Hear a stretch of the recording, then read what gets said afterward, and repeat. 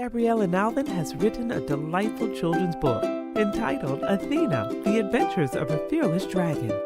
This is a heartwarming story about a little dragon born with her two back feet missing. And during her journey across the country, searching for a new home, she and her brothers learn to work together to survive while strengthening their sibling bond.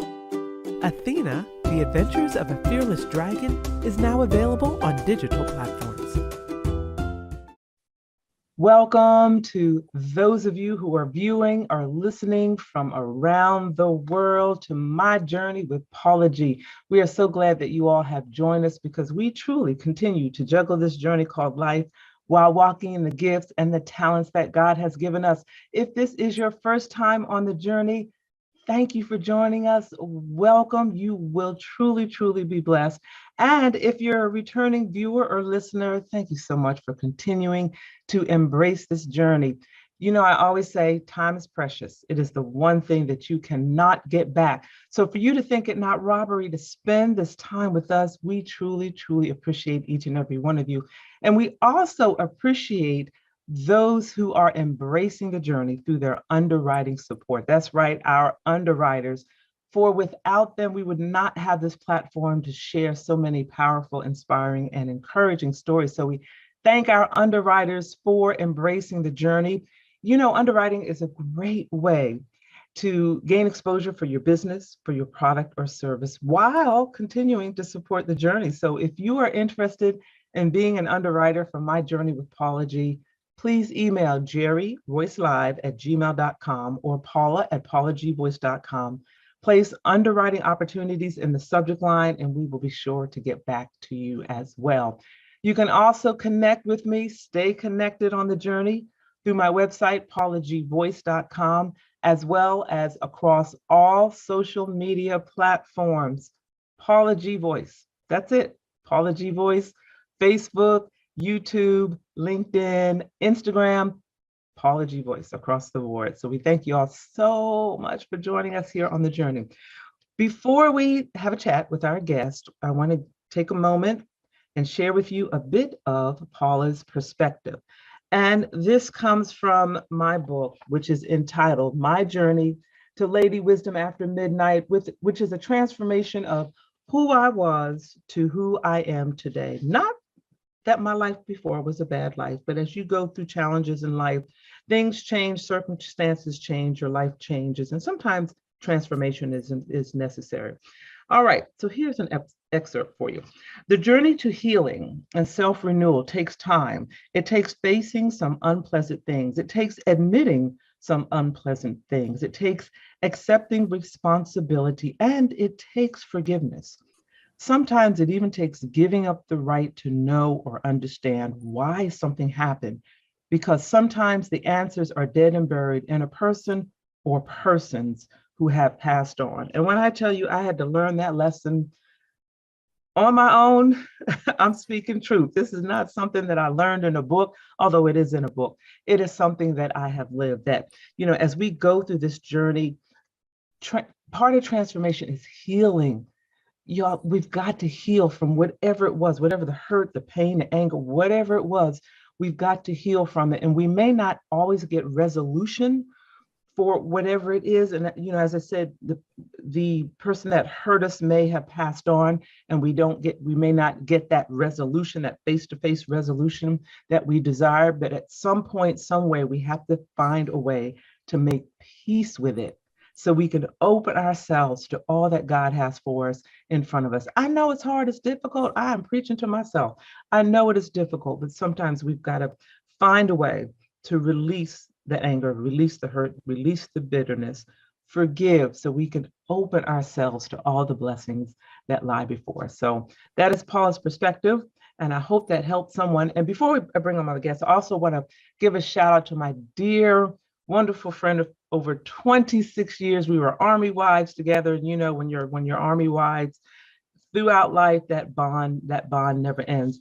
And I just want to thank her for this wonderful gift, finding the joy in your journey. So I want to thank my dear sister, Mrs. Inger M. Ferguson, who is also the South Carolina Educator of the Year for this particular year. So we thank her praise God for her, what she does in her ministry of education, because that's really a ministry, as well as her creative ministry, as she too is juggling this journey called life while walking in the gifts and talents that God has given us. And speaking of gifts and talents, my guest today, this young lady, you might want to get paper and pencil. I tell you all sometimes get paper and pencil. You might want to get paper and pencil because I know she's going to drop some nuggets. She's an author. She's a screenwriter. She's an actress, a producer. She's a healthcare worker, and she is indeed juggling this journey called life while walking in the gifts and the talents that God has given her. She is Ms. Tiffany Elle Burgess. Tiffany, welcome, welcome, welcome to the journey. Thank you. Thank you, Paula, for having me and always being supportive of my many jobs, the many hats that I wear. Thank you. I think you are so welcome. I think you're such an encouragement because you truly are an example of juggling this journey called life because you still work full time while walking in the gifts and the talents that God has given you that I've mentioned, being an author and a screenwriter, an actress, a producer, a healthcare worker. So first of all, if you can, tell us a bit about your full-time job. And then how do you juggle it? How do you juggle it? How do you get it all done? Because you are just doing it. Thank you. By day, I'm a public health professional. So I went to Emory for grad school and loved my experience at Emory and got a master's of public health. I went to Hampton University. So shout out to HU, the real HU. For undergrad and my undergrad degrees in biology. And I always knew I wanted to work in healthcare. I was pre-med at first. And so I do have that passion. So that's what I do by day, public health professional. I focus on chronic disease prevention. And then you mentioned the other things by night. So wait a minute, let me pause you right there. So right now, at the time of this particular conversation, we are, some say we're beyond it. I personally think we're still in the midst of it. But anyway, we're the pandemic. So I would imagine that your day job has been amped up a bit. It has. COVID has, the pandemic has changed things. I was on campus at CDC, and now I'm working from home, which is different because I'm a public health consultant housed at the Centers for Disease Control and Prevention. And I've been in public health for about 20 years now, which kind of gives away my age as well. But it's right. But yes, it's been busy. It's been busy. And I agree with you. I feel like we're still working through this pandemic.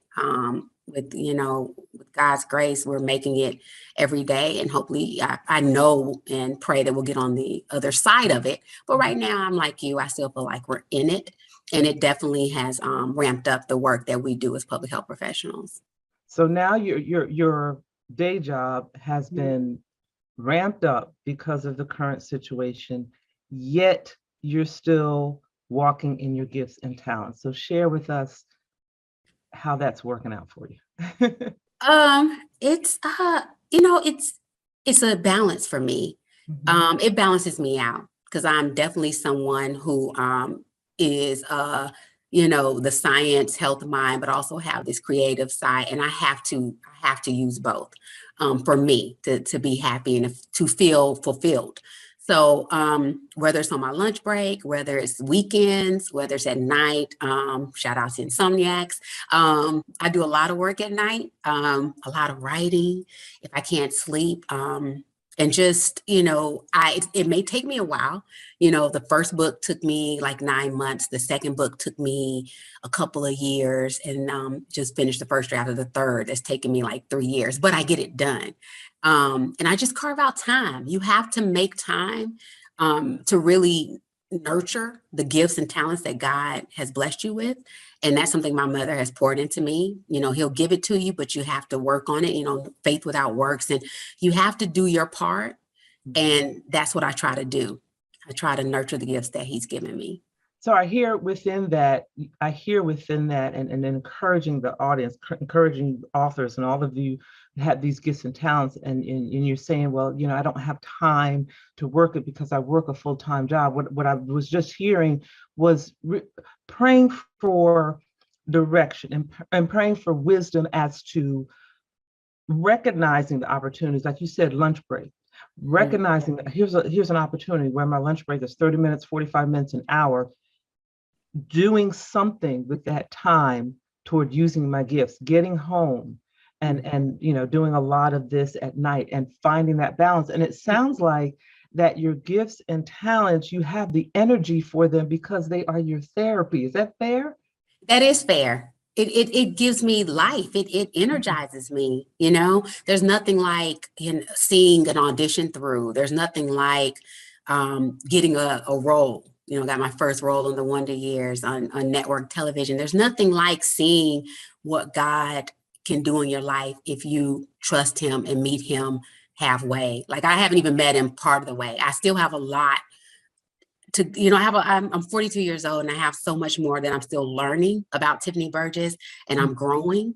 And I'm amazed at what he's done thus far, but I'm excited to see what he has in store for me if I just step out on faith and do my part. So you have to carve out a little bit of time to learn those lines or to jot down some notes for your book. And don't put yourself on a timetable as far as finishing, because that to me sometimes can be a trap. Now it's time management, and you do want to make sure you have a plan, right? And it's okay to set milestones, but don't get discouraged if you didn't finish, by April. I wanted to have this third book done by last August, 2021, before I turned 42. Well, it's okay. I got the first draft done, the first quarter of 2022. And that's okay. Like that, I'm still rolling, Yes. And okay, now I told you all, paper and pen. She just dropped some nuggets about the timetable and using your time. And I love what you said about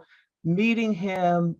He's opening these doors and you feel like you've only met him part of the way, and you have so much further to go. And when he gives you those gifts and talents, he's given them to you. Now you have the responsibility of figuring out how to utilize them. And it's different for everyone, because maybe for someone else, well, I can't do it at lunchtime because I got to check on my kids, this, that, the other. Okay, that's fine. We're not saying that's written in stone. What we're saying is you have to figure it out for yourself, and it's not easy, and you might lose some. You gave shout out to the insomniacs. You're going to lose some sleep. Right. So oh my gosh, I know you just helped somebody with that. And then the books, that each one was not completed within the time frame that you thought it needed to be complete, but you kept going and you didn't stop. And now you've completed 3 books. I love it. Don't give up. Don't give up. Sometimes you get discouraged, and it won't be easy, but I feel like nothing worth really having. It's just easy. It just comes easy, right? You have to put in some hard work. You have to, really focus and have this goal in mind, and then a plan to reach your goal. And then you just keep pushing, So Skin Like Mine, as I've told you before, wasn't a children's book. And I had been working on that since 2007 when I took an evening at Emory class. But when my grandmother passed and I found myself lacking that joy, I found myself feeling a little, dealing with depression, which I think we should talk about these things as African Americans, especially African American women. You can be a strong woman, right? A strong person, have a strong faith, but still sometimes deal with sadness or depression or something like that. And when my grandmother passed, my grandfather passed, the same year, I had lost some joy. And that's when my mother reminded me of some of the things that bring me joy and talents and gifts that God had blessed me with that I had not been focusing on. And that's when the children's book, Skin Like Mine, that's when it evolved. And I've just been running ever since. Yes. Yeah. And all of this, you've kind of basically kind of given it to us in a nutshell, is a manifestation of a childhood dream that you had, and then the encouragement that you've had along the way by members of your family, and then how you channeled those gifts and talent into creating creativity during the loss, of your grandmother, and so many other events that have occurred in life. So again, as we go through these seasons of life, these seasons of loss, we're still juggling this journey, still Mhm. walking in the gifts and talents that God has given us. And you mentioned your books, and I've had the pleasure of being able to read them. They're so delightful, and Thank I believe one of them was read for the Storytime you. Yeah. network as well. So it's just been delightful. You also have a partnership with Mhm. two gentlemen. Can you share a little bit about that with us? I do. Well, so it's actually about three gentlemen, but two different partnerships. But I have Tyler Street Films, Mhm. which is our film production company. My two wonderful partners, guy friends, brothers, Lawrence Law Watford and Jack Manning III. We all went to Hampton University together, and we formed Tyler Street Films, and we have. We came out with Flipped, our short film that was well received, and then Catharsis, and the guys serve as producers on Skin Like Mine. There's another Hamptonian named Stanley Autry, and he and I formed a partnership for Skin Like Mine, the animated short film, and he's also my partner on this third children's book. So I feel like as pirates, as alums, we're getting it done here in Atlanta, and well, Law's in New York. But the partnerships have really helped, keep me on task as well, and help me feel like I have that support and I don't have to do everything myself. So Right. they've all been blessings in that way. What do you feel is the key to a successful partnership, or what has been your experience in regard to what has made your partnerships successful thus far? I would say not lack, sorry. Well, yes, a lack of egos, but could you put that aside? But respect. We Mhm. respect each other's ideas, each other's creativity. You may want to do something one way. You may see it going in one direction, but you have to be open to your partners because they may have a brilliant idea and a different way, a different perspective of seeing things. And you have to be open to that because together you can create something beautiful like Flipped. Catharsis, and then even taking the children's book Skin Like Mine and making it an animated short film. I had to be open to my partner's ideas and views, and I had to humble myself. I'm the only female in my crew, so sometimes I feel like I have to stand up for this and have my voice, which I do. You have to keep Right. your voice, ladies, but Right. also be okay with humbling myself and kind of following the guys' lead at times when they have some really great ideas and some thoughts and some things. So that's pretty much that. Respect is huge in these partnerships. You mentioned a little bit ago, I want to make sure that we get this in. You mentioned a little bit ago about depression and mental health and so forth. Can you share with us a bit about the short film in regard to mental health? So I do have a short film that's in post-production that's also in partnership with Stanley. And we both star in it, but I wrote the screenplay for it, and Jack and Law have been very supportive, and then some of our other acting friends and family here in Atlanta. And it really, I can't say too much because in post-production, but I will say this, it shines a light on mental health in African Americans. Mhm. And I feel like it opens up the door for the discussions that we need to have. It's not something that we should be ashamed of. And it could be like, I feel like it's so taboo in our culture. It's so almost, people feel ashamed to even say they're down. You can get down, you just don't stay down, And so it's okay to have those outlets, go to therapy, talk to someone, And so it really, I feel like once it's out, it will open up a lot of needed discussions. You mentioned earlier, the thought just went through my head, I got to do things when I think of them when you get to my age. You mentioned the Wonder Years. Do we know specifically which episodes of, if people go back and watch on demand, do you remember which episode it was specifically? It aired on January 19th, Okay. 2022, and it's the episode I'm with the band. I think it's episode 112 on Mhm. ABC. Okay. Yeah. Yeah. And then I thought there was one where, oh, a clerk in a store. Yeah, that's I play That's the okay. I play the store clerk with with Dule Hill and EJ Williams, and it was Yeah. just some amazing experience. So yeah. Excellent. Excellent. Excellent. Flip, in the few, we've got maybe a couple minutes. Flipped was, to me, it was such an ingenious concept.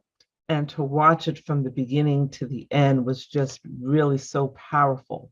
And I remember an interview with the woman that played the mother of the young man and her reaction. And it was just a powerful interview because it was sort of the shoes on the other foot. And now Mhm. she gets it, if that's fair to say.